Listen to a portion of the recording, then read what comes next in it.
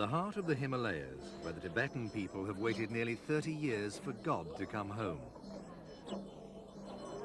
This is his palace, the Potalla.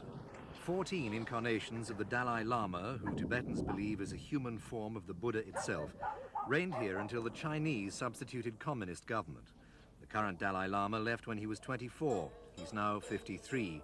And a potent new force is helping communism to change forever the Tibet he left behind. Western money. Once Coca-Cola would have been the obvious sign of its arrival. Now it's the music of Michael Jackson which has attracted Tibetan and Chinese youngsters to join Western tourists in this hotel disco. Elsewhere in the hotel, more traditional performers are on show. But even they were organized by people wearing suits and talking the language of public relations.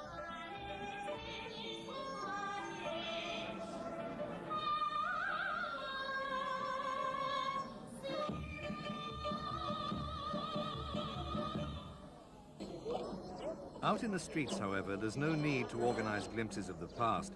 Much of Tibet still looks, sounds and smells as it has for centuries. Most Tibetans have always been poor, but Buddhism teaches acceptance of fate, and public order was never a problem under the rule of priests and monks. More than tastes in music have changed since.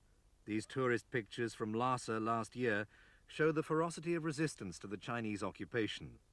There were worse riots in March this year when the borders were temporarily closed to Westerners.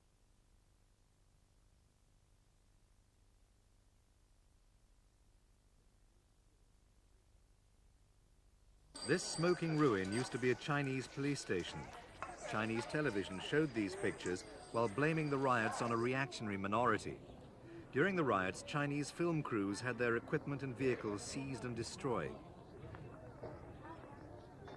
35,000 Chinese troops arrived in Tibet in 1950, followed by the bureaucrats who sent them. The God King became just another member of the committees the communists set up to administer earthly matters. In 1959, after a failed revolt against the occupation, the Dalai Lama left for India. Ordinary Tibetans left too. The Chinese said they were bringing liberation, but they imposed it with an iron fist. Thousands were executed or imprisoned for resisting the revolution. Refugee camps in India and elsewhere became permanent settlements. The refugees created their own communities of monks and nuns, and along with their exiled leader, hoped that faith and prayer would eventually bring them an answer to Chinese guns. With the rest of the world shrugging helplessly on the sidelines, it didn't work. The Dalai Lama had to emerge from his meditations in retreat to appeal directly to sympathizers of all nationalities. Meanwhile, the Chinese moved more and more of their own people into the province they called Shizong. It might have drifted into an illusion that it was a separate country, they said, but was historically part of China. Against all odds, the Dalai Lama's moderation and charm kept the argument alive. But the Peking government refuses to talk about Tibetan independence, although it formally admitted in 1980 that its administration in Shizong had made serious mistakes.